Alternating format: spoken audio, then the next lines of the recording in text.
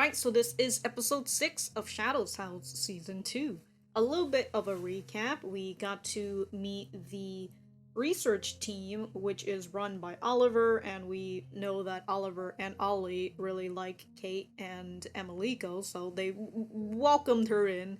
And we got quite the amount of information from Oliver, since he's the sort of guy who's just kind of like, this is a secret, but let me tell you it anyways. Although we do see that there are certain secrets he won't talk about, but he sort of leaked a little bit about it anyways when he said that he won't talk about Christopher and Anthony. So we have another name in the mix. Kate assumes that maybe Anthony is yet another star bearer, and what we've learned from Barbara is that if you lose your star bearer access, you might as well be dead. Anyways, there is another peer meeting run by Kate, and in this meeting, Kate realizes why everybody gravitate towards Emilico, and it's because she's such a bright and positive girl. You know, she's a joy to be around, so that's why people gravitate around her. And so Kate, understanding that, she tries to, instead of just in a way giving orders to Patrick and Louise and also John, but you know, John doesn't really mind it. Instead of doing that, instead of having them go into these meetings and talk about these serious topics or just not fun topics, you know, according to Louise, and instead she goes and she plays with them instead. They have a fun time, and because they had a fun time, Louise and Patrick are now on the mission. So it's going to be exciting to see what is going to happen in episode 6. I do have my full-length reaction up on Patreon, which you guys can check out in the description down below. Other than that, let us get started. Appears by now. Yeah, John will be fine. 5 days. Oh, alright. So while they're in the meeting of peers.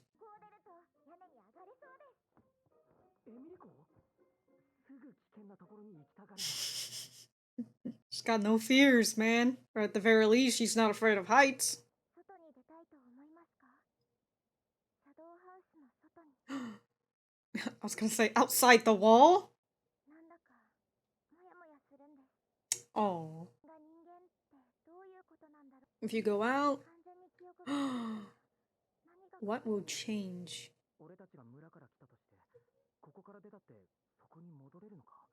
Hmm.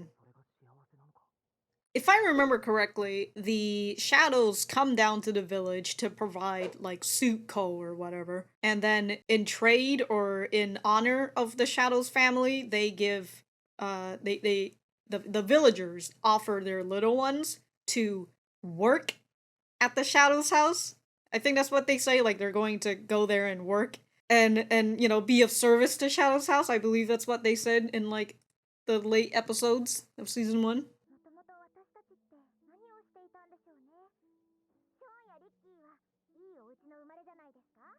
Really?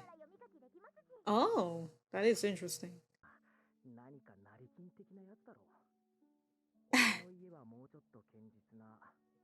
My family was... oh.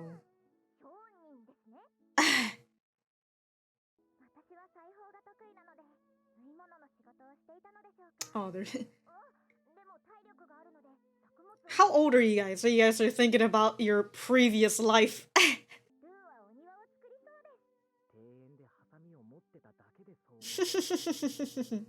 That's all the evidence you need.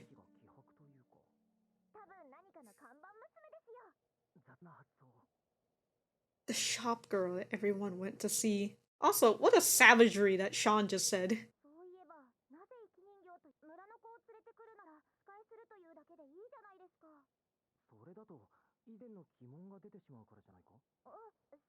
But why did they wipe your memory in the first place? Yeah? But the opposite is true. Oh shit.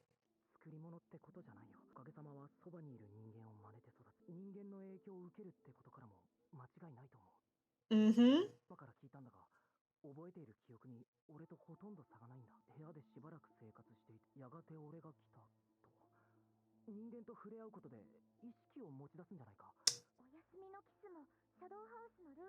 Oh, it's the the rule set.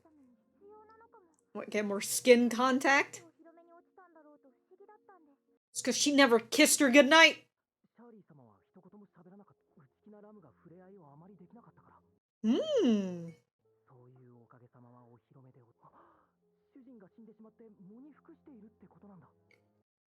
Oh, that he's realizing the veiled dolls. Mm-hmm. Ooh. Let's go.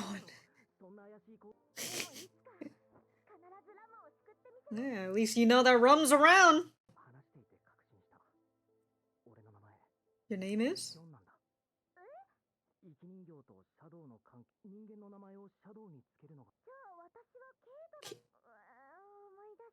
Huh. Since the shadows are going to become them anyways. Okay.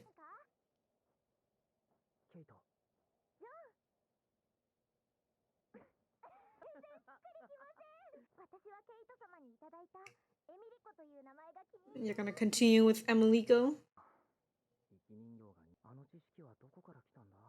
That is a question. Yeah, why was she different from everybody else?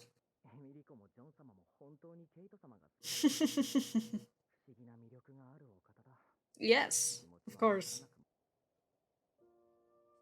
I thought you guys supposed to be filling in the map. They really just went out. Yeah, now they're stargazing.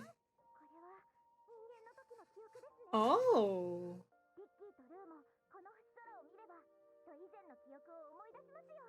Hmm. Why the clouds cleared like that? Like what? There was some fucking magic that was happening there, dude.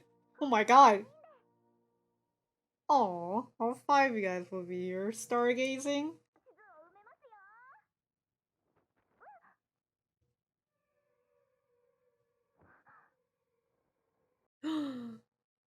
Is that Master Robe?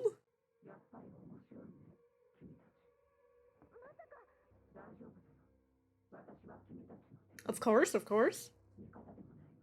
Yeah, you're just doing your own thing, all right?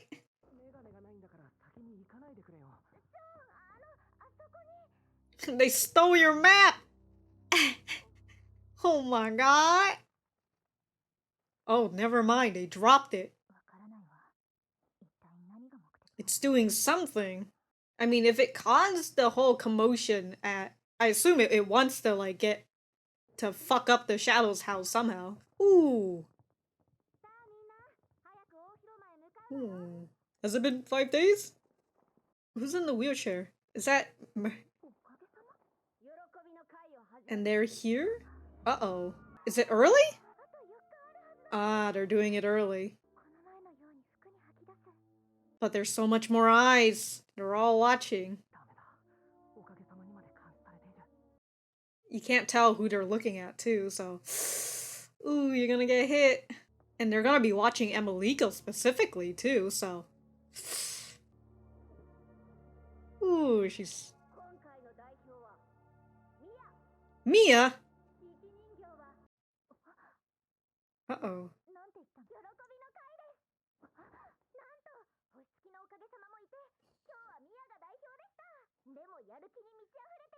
Of course, she's back to it. She's back to it. Alright, where's some water when we... Is anyone watching the room? Oh my god. Kate, you are so weak. Alright. Alright, back to drinking water.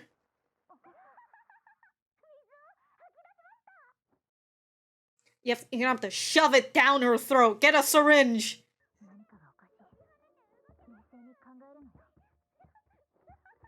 Think over it logically. Uh-oh.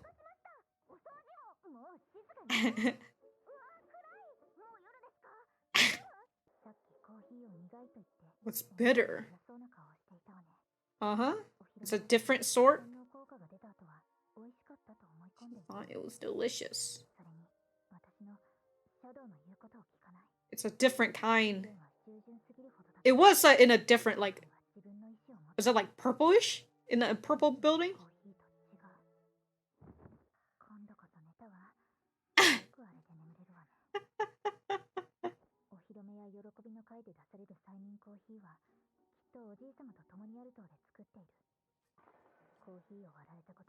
Mm-hmm.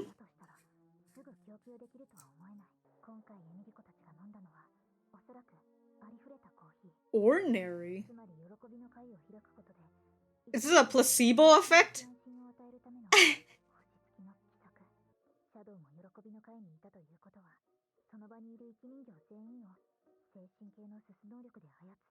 Oh, there was a suit around.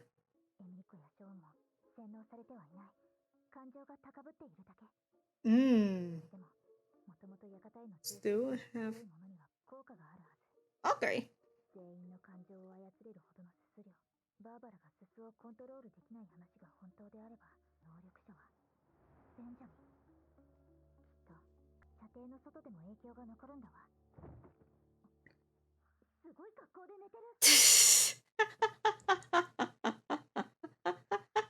Took the chair off of her and she's still...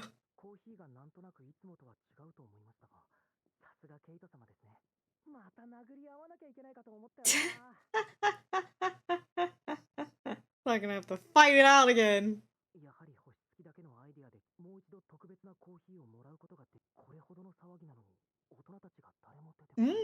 Yeah, they're keeping it a secret. House is split in two. Alright. Alright, John, let's see.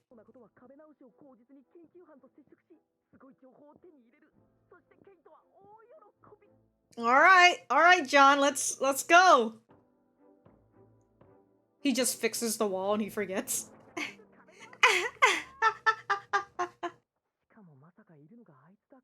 It's just Jeremy and Jeremiah. Oh my god.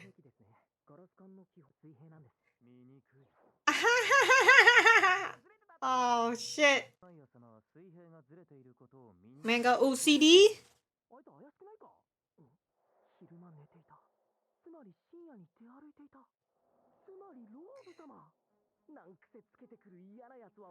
Wow. Wow. Wow. Fucking genius, dude.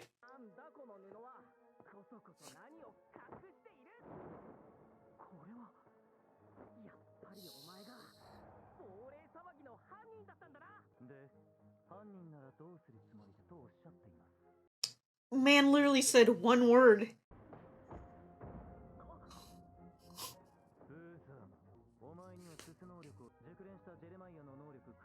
Holy shit.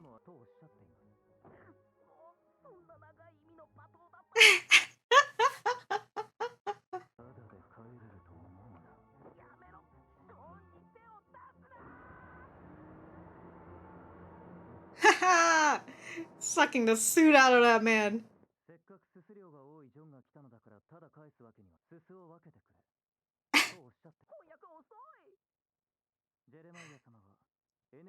Researching energy.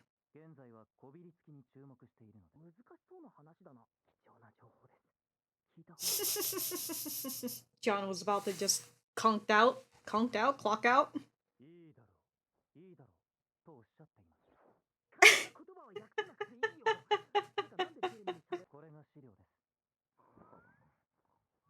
He just falls asleep immediately. You couldn't? Huh.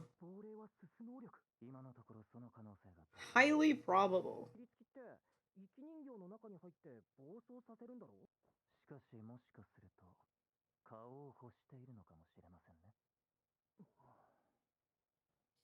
So they're like face huggers? Oh my god.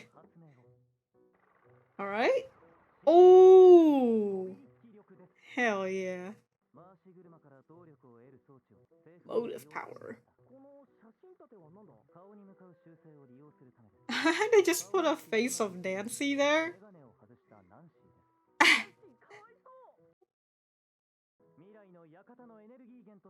Oh, the whole house running on Scorches.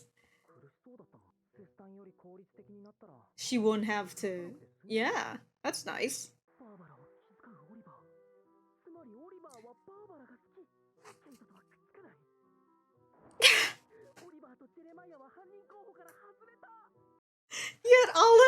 Yet Oliver is a suspect for being for being interested in Kate. John. ジョン、保湿器会議室へ来るんだ。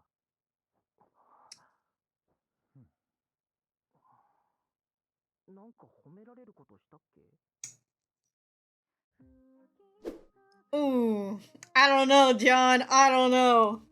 We don't know what they're planning. You know, the Starbearers. They're keeping this a secret from the Grand Creator or Lord Grandfather if you're a shadow. They're keeping that a secret, so no adults has come during this whole incident, and now they're using something that's not the suit coffee, but something that's close to it, or not close, but similar to it, but it's not the same effect as the actual suit coffee, so somebody is using their suit power to make it. So it's kind of like, it's all a little bit like a placebo effect almost, but someone is actually using suit power. But that feeling that they get if you're already brainwashed, then that just enhances the brainwashing. So that's interesting.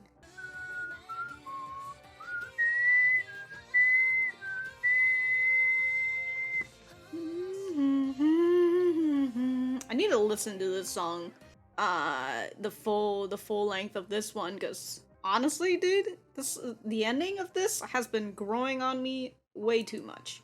But alright, I wanted to take a look at, where is it? Oh no, it should be right around here. So I wanted to look at like them doing the whole suit coffee thing 4 days early, because I wanted to see, was that Rosemary on a fucking wheelchair? Like, who was in the wheelchair? Oh, hold on. No, that's not. Okay, so Rosemary's still fucking gone. She's out somewhere. I don't know who this kid is who's in the fucking wheelchair here, right next to Shaun. All right. I was thinking I couldn't get a good look. She's too busy getting fucking water pushed down her mouth. I think this is the same jar, or is it is that the same-ish jar, or is it more purple? Was the jar blue last time? I mean the glass bottle. Was it blue last time? There was a lot of there was a lot of suit that was going around when it was happening. Okay, we're gonna go back to the center. Alright, so that was episode 6 of Shadow's House. Let me know what you guys think about it in the comments down below. You know that I always like talking to you guys. For me, I thought that this was a pretty nice episode. Got quite the amount of information. And we also had a nice last half of just John and Shaun, you know, going at it, fixing the house and gaining more information for Kate.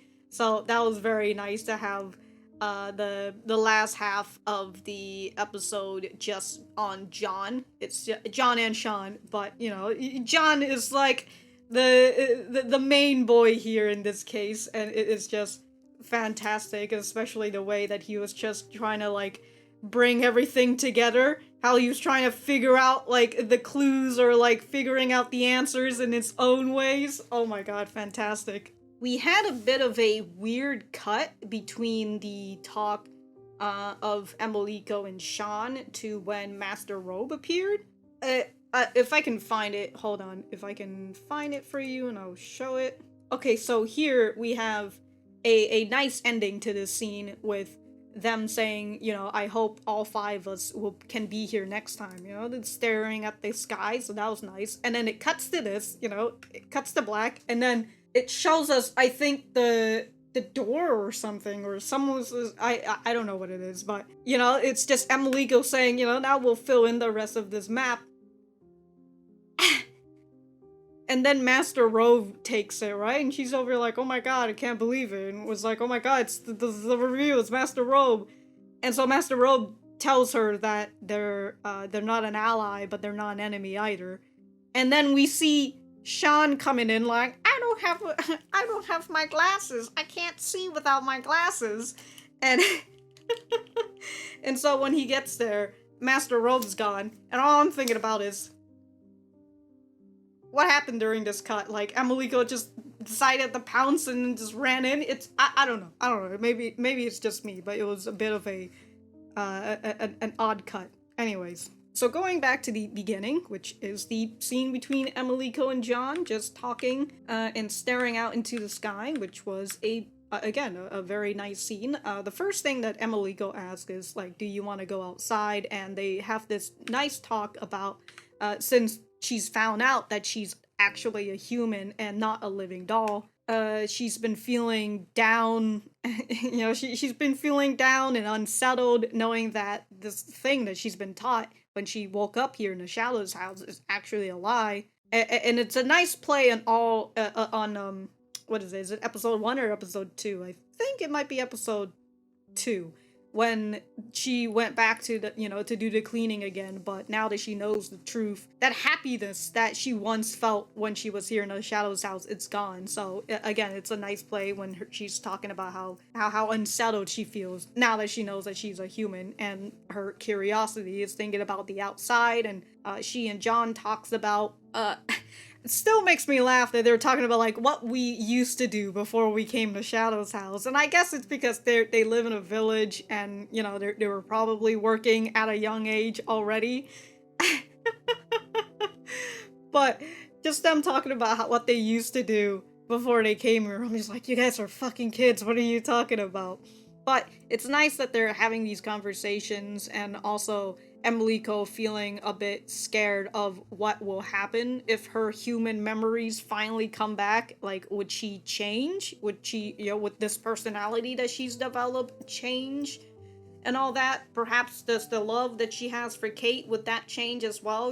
Like, you never know what would happen. So with the question of, do you want to go outside and being human and all that, John said, if we came from the village, then if we leave the house, would we be able to go back there? It's an interesting thing, because I think I mentioned it before, where I believe the whole thing is on how they get the kids is that they offer suit coal or whatever. I think suit coal is the main thing that they bring and make. And so they offer it to the villagers, and the villagers give up their kids to work at the Shadows house. And the villagers, they don't know what the hell is going on in the Shadows house. They just assume that their kids are working there, when in reality, these kids are living as living dolls. They've got their minds wiped.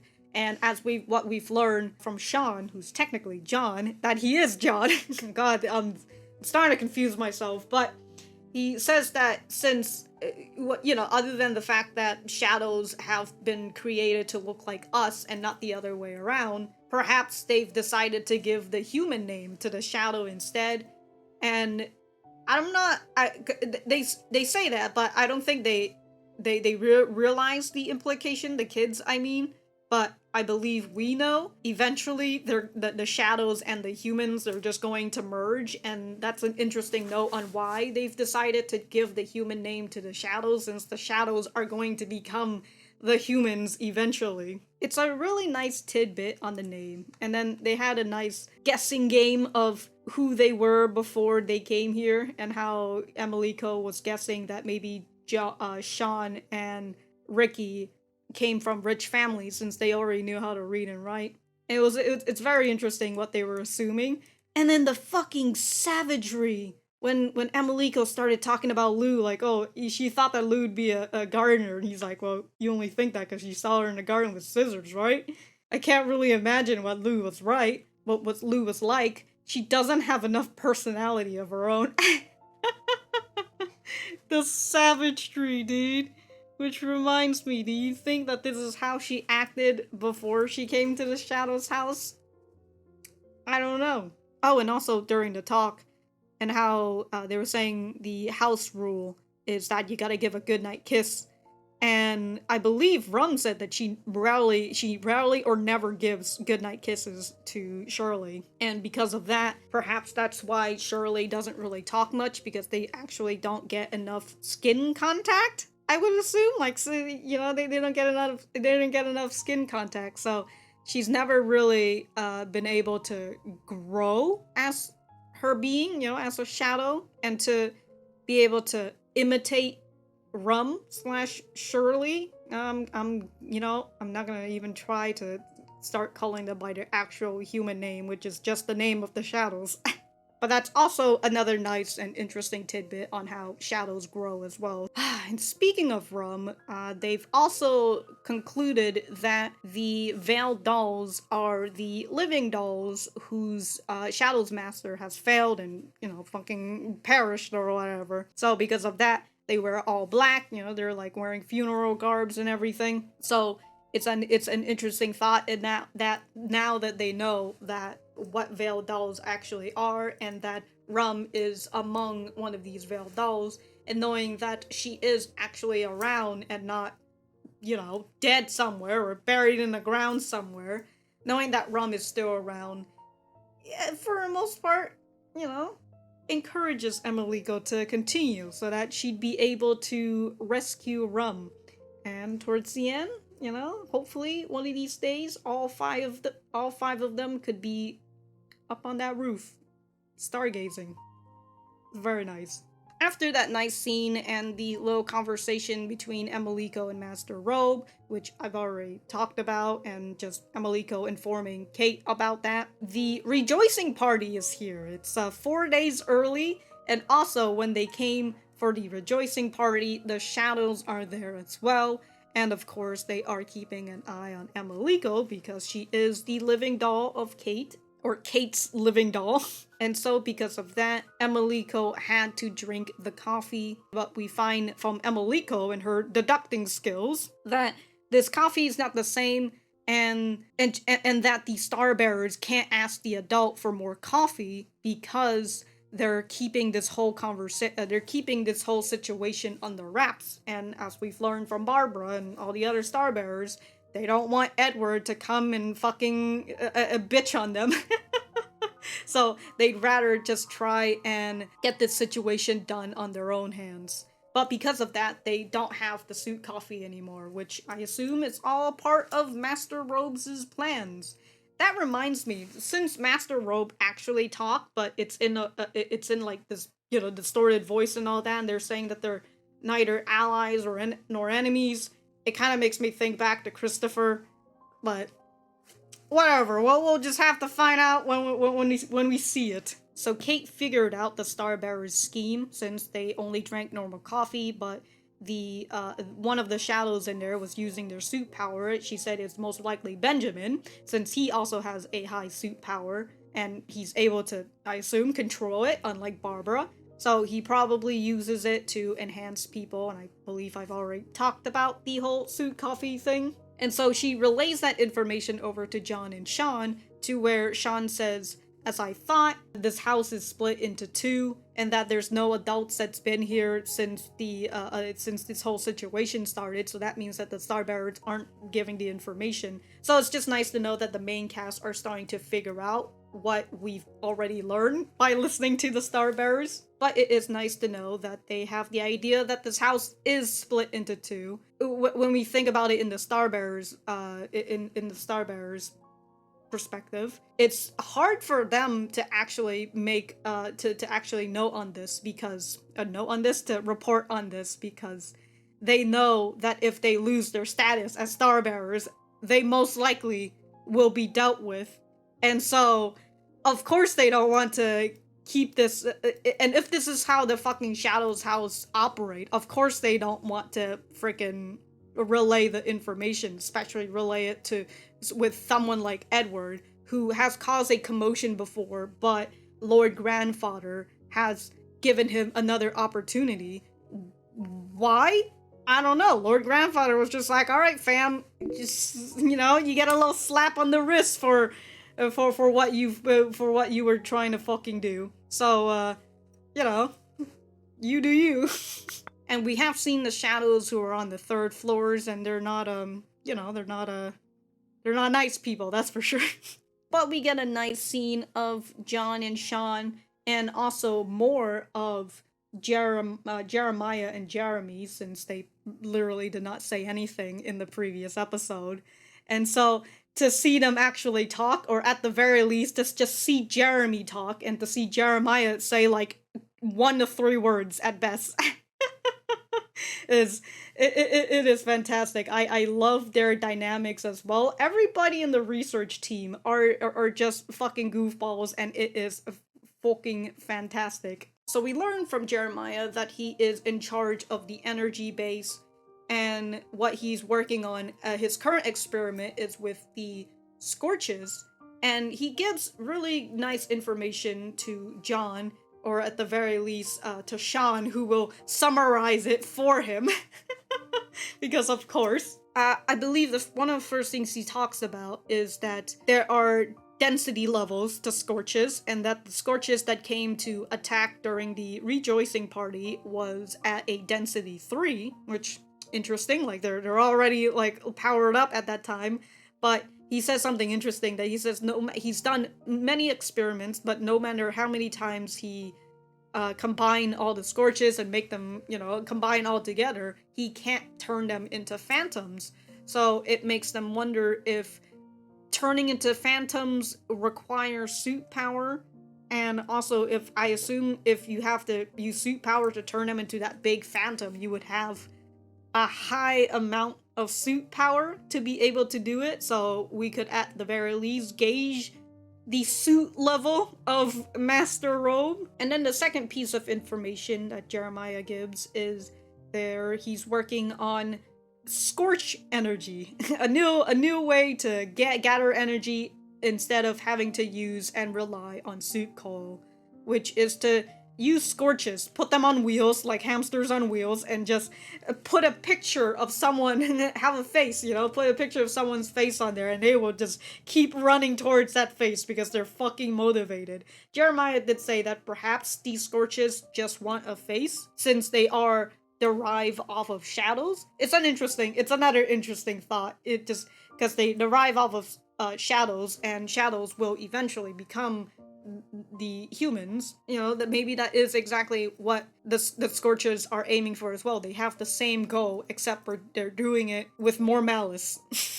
They're saying they're doing it with malice, but more malice. And it's nice to know that if they could get this Scorch power running and be able to use that instead of having to rely on suit coal, it means that Barbara wouldn't have to create that much suit coal for the Shadows house anymore. And John/Shaun, I can't remember which one, thought about how, like, yeah, you're right, it didn't look like she was having a fun time when she was blasting all that suit. But it also makes me think, like, they say that her suit powers, one of the reasons why she is a star bearer, because she produced so much for the Shadows house. But like, if they don't need suit coal anymore, what is the purpose of Barbara other than a girl who can't control her suit power? Like, it's, if she can't contribute anymore, or I suppose they could still use her to give the suit coal to the villagers, since why the fuck not, it's continue making the villagers depend on them. I do hope in this season we get to see just a tiny bit of the third floor shadows as well. We haven't seen them since the debut, but it would be interesting to just see them just a tiny bit. I am enjoying seeing more of the people in the children's wings, and also seeing the star bearers as well. And again, learning about the research team and the medical. They're the first aid team, but I wrote the medical team. Whatever, it is the same thing. So we're getting able to see more of them. Getting able to see more of Rosemary getting to see more of Mary Rose before Rosemary got fucking sick, and then just trapping Mary Rose in her room. But towards the end, the Star Bearer calls for John, and I wonder what they're calling him for. I don't know. Maybe they suspect that he has something to do with Kate, since the rumor of him being Kate's girlfriend or whatever, or fiance or whatever, has been spreading around. So there's that. So maybe they might bring him in questioning for that. What's your relationship with Kate? How much do you know? Oh man, John Butter, if he wants to continue to strive for Kate's love, this man better keep his mouth shut. That or use his suit power. You never know. Actually, he probably wouldn't even be able to use his suit power if any of the Star Bearers are similar to Jeremiah and his suit power. His suit power is pretty fucking dope, dude. His spider legs? Holy shit, what a fucking dope power. But yeah, I wonder what will happen in the Star Bearer meeting with John. It's very interesting, very nice to see how John will interact with the Star Bearer. It is always a treat. But if I have anything else to say, I will write it in the description down below. Thank you guys for sticking around, and I will see you guys when I see you guys.